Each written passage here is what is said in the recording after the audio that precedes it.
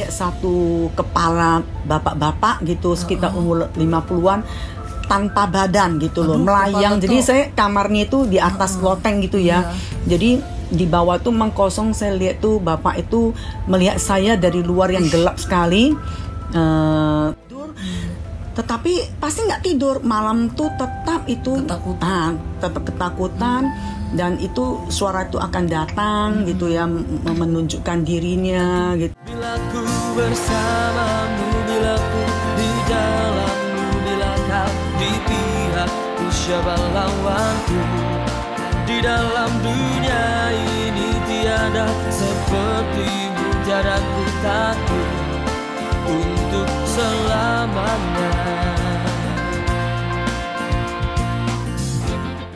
Ya, shalom saudara, saya sedang bersama dengan Ibu Gembala yang cantik hari ini ya. Saya lagi ada di GBI Matapel dan kita akan mendengarkan kesaksian yang luar biasa. Saya pernah ngobrol-ngobrol sama Ibu Gembala yang luar biasa ini, bagaimana kisah pertobatannya, bagaimana Tuhan Yesus itu dahsyat bagi kehidupannya ya.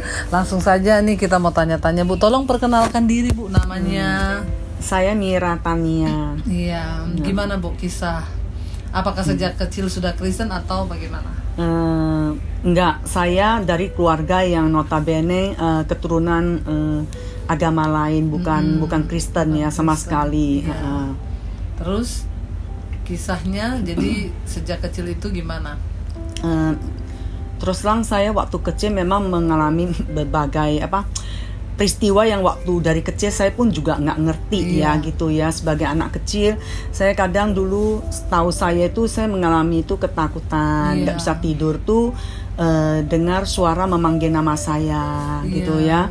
Terus memang dari pihak keluarga papa itu kan mereka itu datangnya dari Cina Daratan. Jadi mereka itu juga agamanya agama Konghucu gitu ya. Tapi mereka itu punya kebiasaan itu tradisi, saya juga nggak ngerti ya. Jadi pemanggilan arwah nenek moyang, orang tua kayak nenek saya yang udah meninggal, mereka panggil dengan satu peralatan gitu, kayak jadi ritual gitu nanti berbicara melalui kayak jailengkung gitu ya. Cuma ya memang hidup saya itu ya sebagai anak-anak nggak ngerti, cuma ada rasa takut. Nanti kadang suka lagi tidur enak-enak gitu ya, ada orang memanggil gitu. Pernah nama ibu, nama saya, nama adik saya gitu ya. Cuma ya kita takut aja, tutup selimut gitu ya. Pernah juga saya baru saya mulai berasa itu agak aneh tuh, saya lihat waktu di jendela ada satu kekuatan gitu ya. Waktu saya masih kecil tuh ya, saya bangun, saya lihat ke jendela, saya lihat satu kepala bapak-bapak gitu sekitar umur 50-an tanpa badan gitu loh, melayang. Jadi saya kamarnya itu di atas loteng gitu ya. Jadi di bawah tuh mengkosong, saya lihat tuh bapak itu melihat saya dari luar yang gelap sekali. Terus saya lihat, saya dekatkan wajah saya, cuma kepala cuma kepala gitu. Terus menekan hidung saya, jadi saya terbirik-birik balik lagi sebagai anak-anak. Kayaknya saya waktu itu umur sekitar 7-8 tahun.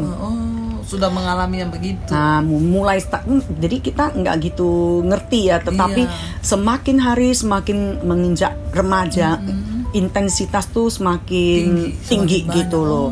Jadi saya mengalami insomnia gitu ya. Jadi ya saya juga nggak bisa ngomong ke orang tua, karena orang tua menurut agama leluhur kita itu kan itu kayaknya dimensi kita rendah gitu, makanya bisa melihat tuh, dan bagi keluarga kita itu hal yang biasa gitu.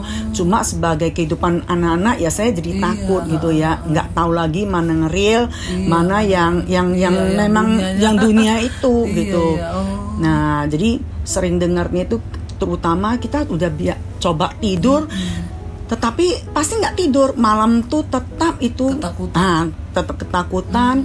Dan itu suara itu akan datang gitu ya, menunjukkan dirinya gitu. Jadi ya sering melihat. Pernah ada gitu. Pengalaman yang benar-benar Ibu alami sendiri nggak, yang benar-benar yang menurut Ibu, aduh itu mengerikan banget gitu, yang ya pernah waktu saya sendiri dalam arti kata mengerikan itu ya sering kelihatan ya. Iya.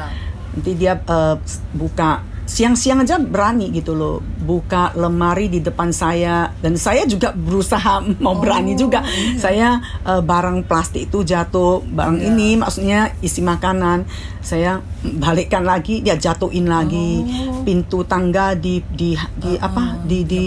dihempas begitu. Terus melihat saya terus gitu. Ya macam-macam ya Bu ya. Iya. Ada satu kali kakek saya nih dari pihak mama saya meninggal gitu ya.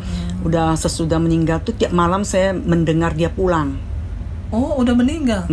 Dia tiap malam pulang, dan dia memang bawa tongkat gitu kan. Jadi tongkat itu berbunyi sampai tangga itu pasti berhenti. Pernah sekali saya ikutin tuh, saya nggak berani keluar melihat gitu ya. Saya ikutin ini mau apa ini, saya mau coba lihat gitu ya. Kira-kira kalau saya berani dia mau buat apa gitu. Tapi saya masih, karena kamar tuh ada hubungan, ada pintu hubungannya, jadi saya mendengar dia buka lemari, dia banting itu piring, sendok, gelas gitu, seperti manusia hidup gitu. Nyata benar-benar. Nah, nyata.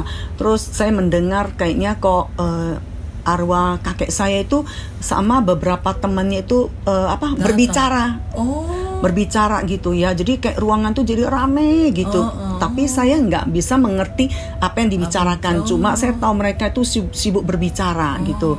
Jadi kursi pada bunyi, ini pada pokoknya rame gitu. Dulu kan sekarang saya pernah mendengar ibu cerita yang pernah dibawa ke satu lorong yang gelap. Itu sampai tahap tuh, karena saya juga nggak mengerti ya gitu ya. Saya cuma hanya menerima saja gitu ya. Terus sampai karena nggak bisa tidur gitu kan. Kalau tidur siang cuma 5 menit, malam udah nggak bisa tidur kan. Dengar ini itu, aduh sampai menakutkan. Dan yang paling mengerikan dalam hidup saya, dan saya nggak mengerti di mana harus cari pertolongan, itu kalau setiap malam tuh, karena kami tuh di Medan tuh tinggal di ruko lantai 4. Jadi kalau pulang malam atau sore-sore gitu ya, saya tuh kayak ditabrak something gitu loh, melewati badan saya, kuasa gitu. Melewati tembus gitu loh. Hampir tiap hari gitu. Hampir tiap hari. Tapi saya waktu itu nggak mengerti gitu. Waktu saya lihat film Ghost gitu kan, ada film itu, baru saya mengerti rupanya itu setan gitu. Terus? Nah, cuma ya waktu kalau selalu hampir tiap hari kalau saya tidur, begitu merasakan tidur terlelap gitu ya, saya didatangi satu makhluk itu selalu menarik tengkuk saya, ditarik gitu, jadi kayak dijebloskan ke satu terowongan yang panjang gelap, yang sampai saya nggak mengerti kapan saya meluncur nyampe. Dan diperhadapkan dengan satu kayaknya satu pantai ombak yang mengerikan kayak tsunami, sampai saya pegang saya pegang pohon gitu, pohon kelapa gitu. Nah, mencekam sekali. Nah, pada saat itu yang saya lakukan cuma saya panggil nama dewa saya gitu loh. Maksudnya karena kan di ajaran kami kepercayaan itu ya, tolong gitu ya. Dan saya pasrah, cuma hanya bisa pasrah gitu. Terus waktu terbangun saya lihat cuma kok baru sesaat peristiwa itu terjadi gitu loh. Jadi saya jadinya terbiasa mengukur waktu saya mau tidur nih jam 9 misalnya. Nanti waktu saya mengalami itu, saya tersentak bangun tuh jam berapa. Umumnya itu antara durasinya cuma 5 menit. Jadi setiap hari begitu. Hampir setiap hari saya mengalami begitu. Nah, ketakutan yang jadi kita susah ngomong ke orang ya. Kalau kita ngomong juga rasanya aneh dan nggak bakalan orang percaya gitu. Karena belum tentu semua orang mengalami itu ya. Tapi sampai akhirnya ibu terus bertumbuh dewasa dan akhirnya sampai saya menikah, sampai saya menikah juga masih mengalami yang kayak begitu. Masih mengalami suatu saat saya banget ya Bu. Ya, memang di rumah suami saya Pak Edi aja saya sering melihat gitu loh. Saya sering melihat. Nah, jadi pokoknya kayak gimana ya, susah ngomong ya. Nanti Tapi waktu menikah itu sama-sama sudah percaya Tuhan Yesus atau? Oh, saya enggak, belum. Saya belum juga. Nah, saya juga belum. Waktu saya mengenal Yesus tuh, waktu saya ingat saya punya anak kedua. Saya di rumah enggak bekerja lagi. Satu saat tuh kalau nggak salah hari Kamis jam 11 siang, saya kayaknya ada satu kekuatan ya, membuat saya naik ke atas kamar, mengambil Alkitab. Alkitab dari mana? Alkitab Tiba-tiba itu ada Alkitab. udah berdebu. Alkitab itu yang pemberian gitu ya, pemberian teman suami saya waktu itu, dia mau ke Lembang kuliah geologi ya. Jadi di Alkitab tuh saya buka ada foto tangan Tuhan, ada foto suami saya, Pak Edi. Tapi saya lihat is okay. Tapi saya nggak tahu gitu ya. Ini saya percaya kasih sayang Tuhan terhadap saya ya. Jadi waktu saya buka, saya mulai membaca, saya bawa turun sambil jaga anak. Dari kejadian saya baca masih belum aneh. Tetapi waktu saya sampai ke kisah-kisah selanjutnya itu ya maksudnya kejadian lama waktu terjadi peperangan, saya ada satu pertanyaan, kenapa ya kitab ini berbicara soal peperangan gitu. Tapi dalam hati saya begini, namanya kitab suci pasti nggak pernah salah. Yang salah manusianya yang belum mengerti gitu ya. Nah, tapi yang saya dapati waktu hari itu saya baca Alkitab, tanpa saya sadari malam saya tidur, Bu. Luar biasa. Besoknya saya baca lagi, saya tidur tiap malam, saya bisa tidurnya nyak. Biasanya ketakutan. Biasanya ketakutan. Tiap malam tuh saya dengar pingpong genderowo itu apalah, aduh banyak hal begitu ya. Tapi setelah baca Alkitab, saya tidurnya nyak.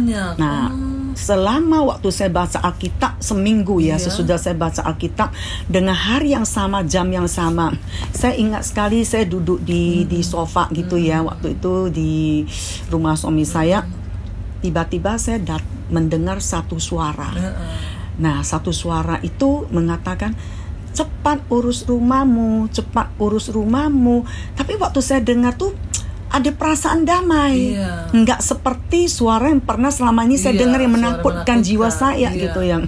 Nah, saya bingung kenapa gitu. Memang kebetulan dari orang tua saya ada kasih wariskan ke kami satu rumah itu kami kontrakkan ke satu orang yang berjanji akan menjaga rumah itu, kontrak 2 tahun memang tapi ternyata rumah itu dia kasih pakai tanpa seizin kita ke pengacara bawa atas wartawan gitu loh. Jadi pas suami saya lewat katanya rumah kita didiami dengan orang berbeda. Tetapi kita ya udah tunggu waktunya aja ya. Tetapi Tuhan tuh Maha tahu ya, dia tahu setiap hati manusia. Dia datang berbicara kepada saya bilang, oh begitu, nanti suami saya pulang kerja, saya belum ngomong gitu ya. Tapi suara itu datang lagi. Kayaknya memberikan saya cepat. Jadi akhirnya saya telepon suami saya bilang, waktu itu belum mengerti kan, karena saya terus terang sejak menikah dengan suami saya latar belakangnya juga Buddha, cuma dia memang bisa main gitar. Jadi teman-teman sekolahnya di Kristen dari SD, SMP, SMA.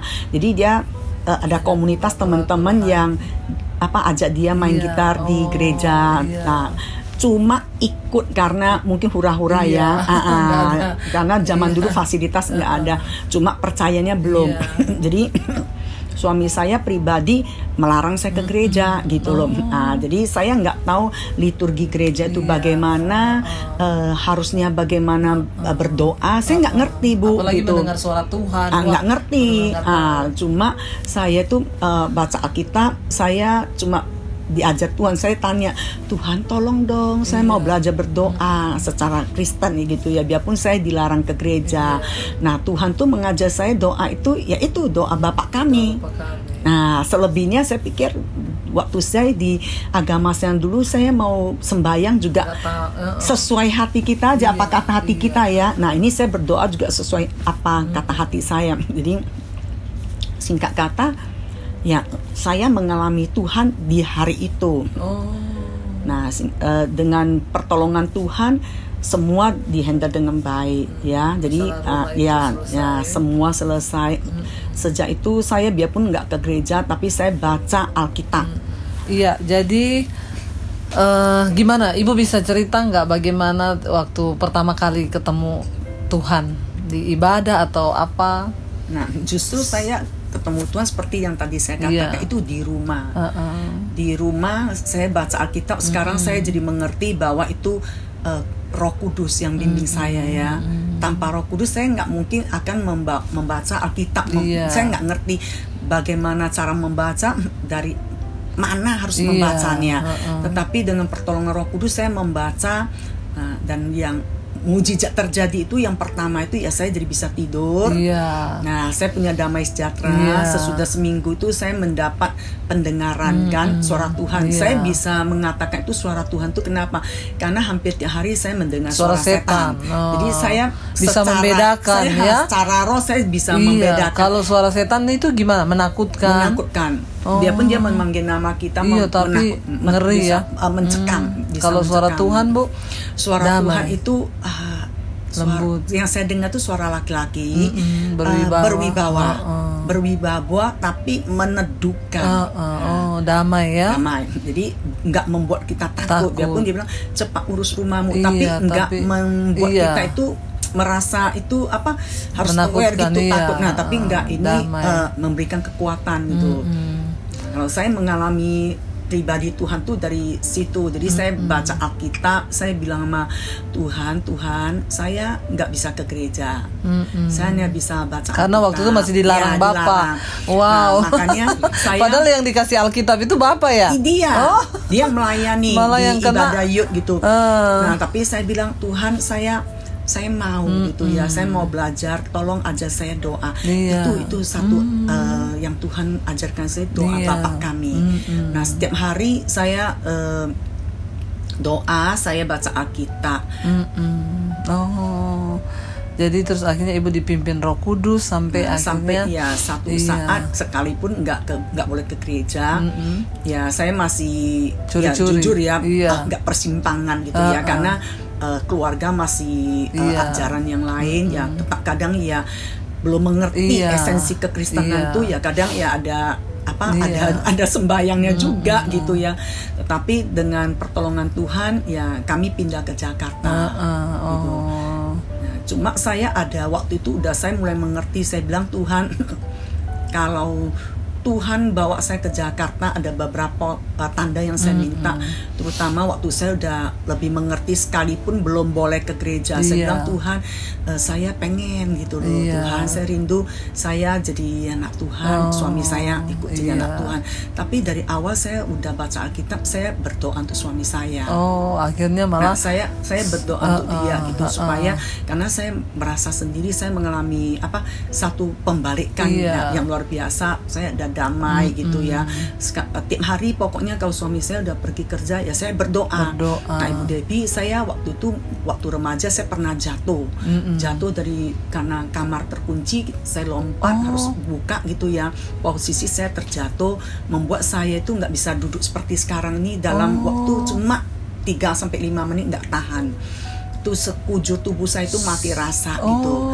Nah, saya bicara sama Tuhan, saya melihat saya bukan bilang agama yang lain tuh nggak baik, tapi saya melihat tuh Kristen tuh secara nyata pengalaman pribadi sama Tuhan. Saya bilang sama Tuhan begini, Tuhan, saya ini sakit punggung saya, nggak sanggup saya duduk. Saya minta maaf karena nggak ada yang ajar saya bagaimana berdoa. Saya minta maaf, saya mau doa, tapi saya tiduran ya Tuhan. Saya tiduran, saya pakai tidur doanya. Nah, tetapi saya melihat tuh Tuhan pun sangat baik sekali, nggak melihat sikap tubuh, tapi melihat sikap hati gitu. Dan sekarang malah Ibu disembuhkan. Sekarang saya waktu baptis tuh saya 2 penyakit otomatis disembuhkan Tuhan, sinusitis dan ini. Itu sakit. Waktu Ibu ngambil keputusan dibaptis. Ya, saya waktu itu datang Jakarta, saya sering bilang sama suami saya, ayo kita ke gereja yuk, tapi masih nggak boleh gitu ya. Saya tetap berdoa gitu.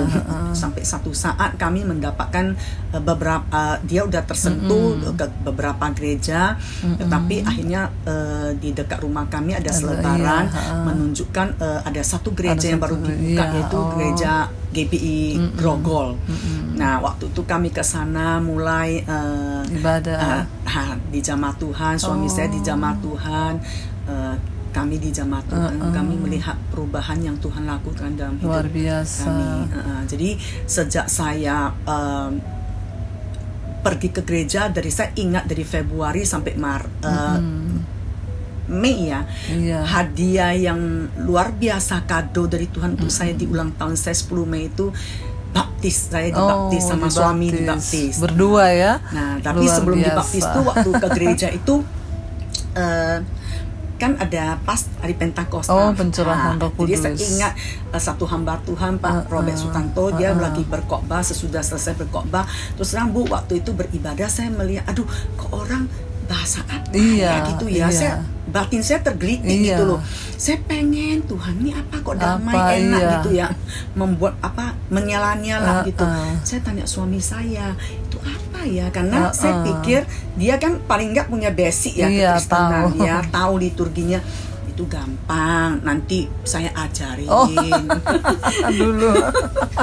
Saya ajarin bahasa roh ya. Tetapi pas hari itu minggu ketiga memang tidak, itu Tuhan tidak atur. Jadi waktu hamba Tuhan bilang, barang siapa mau menerima baptisan Roh Kudus silakan keluar. Dia juga keluar, saya juga keluar, Altakor. Saya cuma didoakan, nggak tumpang tangan. Waktu sebelum itu Bu, hal kedua mujizat yang Tuhan lakukan, pertama ya, yang Tuhan nyatakan ke saya, selesai ibadah tutup doa, saya melihat satu penglihatan, Yesus berdiri di atas mimbar. Wow, luar biasa ya. Dengan tangannya terbuka, yang merangkul, termasuk saya sampai nangis. Tuh saya melihat, dulunya saya, aduh Tuhan, dulunya saya melihat setan. Tapi saya lihat, saya tahu Tuhan. Tuhan berdiri merangkul semua umatnya, dan Tuhan berdiri memberkati hambanya yang berkhotbah. Aduh Tuhan tuh luar biasa. Itu sampai saya selesai itu, makanya kan Altakor, saya bilang, Tuhan, saya orang berdosa, tolong saya, baptis saya. Saya waktu saya angkat tangan tuh, saya merasakan aliran kayak aliran listrik menyambar tangan jari saya ini. Terus saya diliputi kuasa Roh Kudus, saya berbahasa roh selama 3 jam. 3 jam. Jadi waktu itu lama banget. Saya sampai cuma bisa nangis. Tapi saya sadar damai. Cuma saya nangis karena apa? Saya nggak mengerti gitu ya Bu. Dalam 3 bulan ke gereja, akhirnya saya duduk, mulut saya nggak bisa berdiam gitu ya.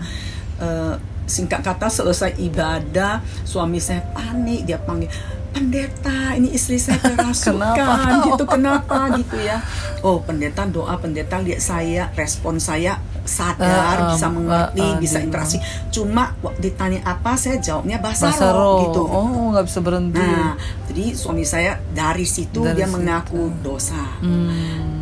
Mengaku dosa, Pak Pendeta, saya orang berdosa, selama ini saya larang istri saya ke gereja gitu ya.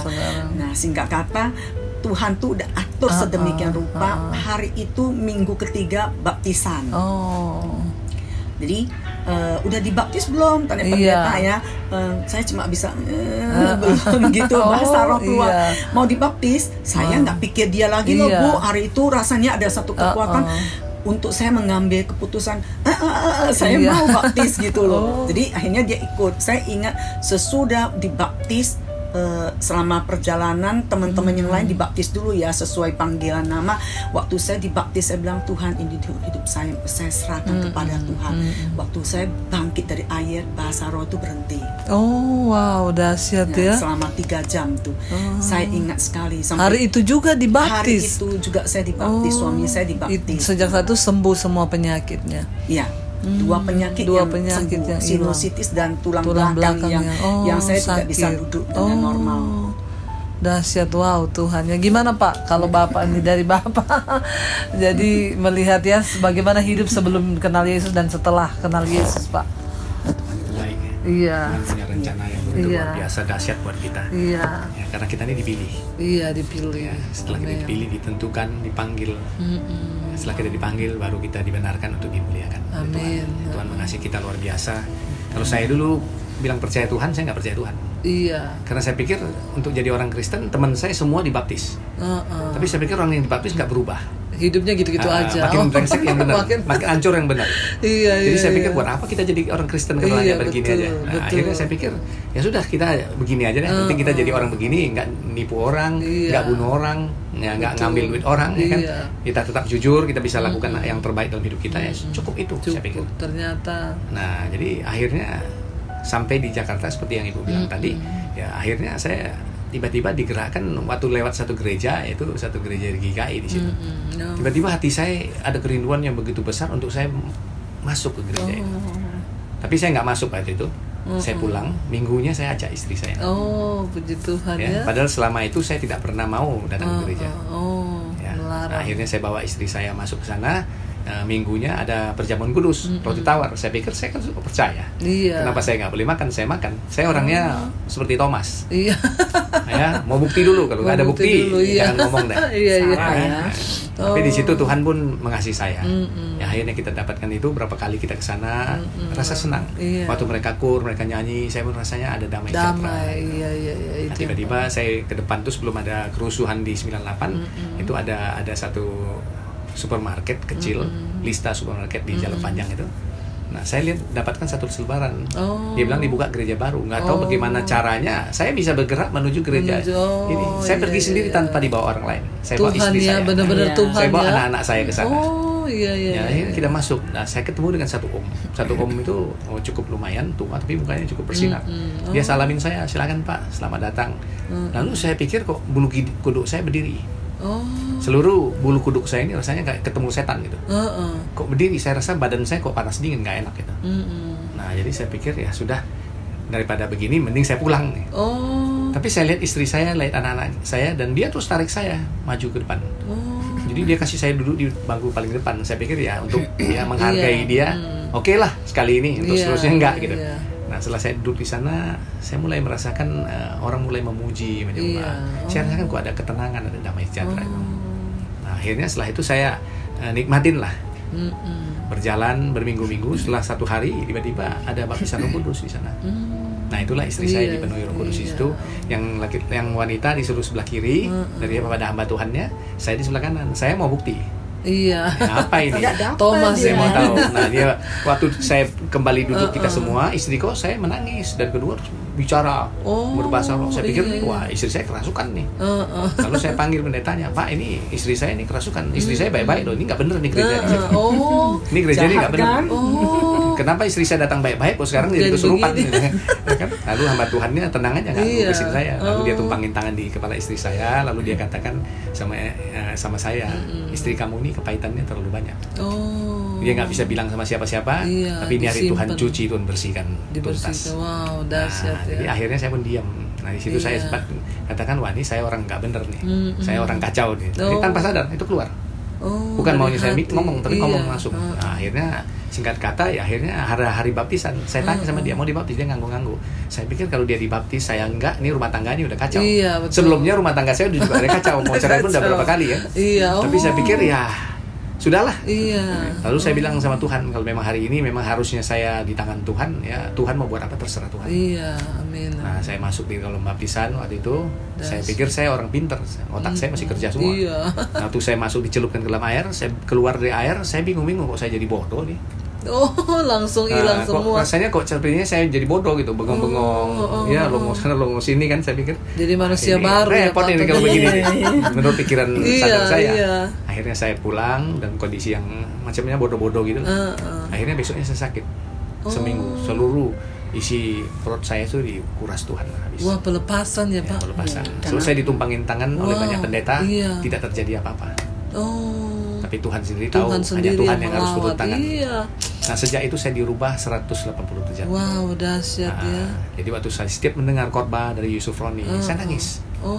Nangisnya bukan tanggung-tanggung, tapi nangis bener-bener habis hancur hati ya. Hancur hati. Nah, Tuhan ubahkan di situ. Iya, dahsyat. Nah, sejak itulah kita jadi hamba Tuhan, jadi anak Tuhan yang terus mau melayani Tuhan. Amin. Jadi apa aja pelayanan kita kepengen kali setiap hari itu hari Minggu. Iya, pengen terus. Kapan lagi ada ibadah? Di mana ada ibadah? Kita cari. Lapar dan haus. Kita kejar tuh. Sampai gereja mana yang ada aja kita nggak mau tahu, nggak mau tahu gereja mana. Pokoknya ada ibadah kita datang. Di mana ada doa kita datang. Nah, akhirnya disitulah Tuhan mulai perbaharui kita, ubah kita ya. Pelan-pelan akhirnya saya melayani. Nah, sampailah pada saatnya Tuhan mau saya melayani domba-domba Tuhan di tempat ini. Iya. Terima kasih Bu buat kesaksiannya yang luar biasa. Dan saudara, saya melihat ya dari apa yang sudah kita dengar tadinya, Bapak dan Ibu belum mengenal Tuhan Yesus sampai akhirnya mengenal. Ya, itulah yang Alkitab berkata, ketika ada iman sebiji sesawi, ada satu hati yang rindu untuk mengenal Tuhan. Dari ibu yang hidup dalam kekacauan, tiap hari dengar suara setan, ketakutan, dan akhirnya punya kerinduan untuk cari Tuhan, dan Tuhan bisa pulihkan. Sekarang Bapak dan Ibu ini menjadi gembala sidang yang menggembalakan domba-domba ya. Dan saudara, saya ada di GBI Matapel. Saudara yang berada dekat di sini bisa main-main ke gereja ini. Saya melihat bahwa wow, Tuhan itu dahsyat. Karena itu jangan patah semangat ya. Orang yang mau mencari Tuhan, kuncinya adalah ketika kita rindu ya Bu, kenal siapa sih Tuhan yang benar itu. Dan ketika kita rindu, maka Tuhan sanggup mengubahkan. Biarlah kesaksian ini menjadi berkat bagi semua orang ya. Dan saya percaya bahwa Tuhan kita, Tuhan yang hidup, yang luar biasa, yang sanggup mengubahkan, bahkan melepaskan. Yang tadinya rumah tangganya tiap hari berantem mau cerai ya, tapi ketika Yesus hadir menjadi luar biasa. Dan mujizat ini bukan hanya terjadi ya buat Bapak dan Ibu, tapi juga buat kita semua yang merindukan Tuhan. Ya, ada pesan terakhir Pak buat pemirsa Debbie Basir TV. Saya harap kita semua buka hati kita untuk Tuhan, karena Tuhan mengasihi semua manusia. Amin. Bukan hanya satu agama, bukan hanya satu suku, bukan hanya satu bangsa, tapi semua bangsa-bangsa, bahkan semua manusia Tuhan sayang. Amin. Tergantung bagaimana kita mau buka hati kita. Amin. Ya, waktu kita buka hati kita, maka Tuhan akan masuk dalam hati kita. Amin. Dan jadi penguasa tunggal untuk menjadikan kita diberkati dan jadi berkat. Amin. Tuhan memberkati. Jika Anda diberkati dengan channel saya, jangan lupa tekan tombol subscribe, dan jangan lupa like, share, dan komen. Dan jangan lupa untuk mengklik tombol lonceng di bawah ini, supaya Anda mendapatkan pemberitahuan setiap kali saya mengupload video-video yang baru. Jangan takut, karena gratis. Tuhan memberkati.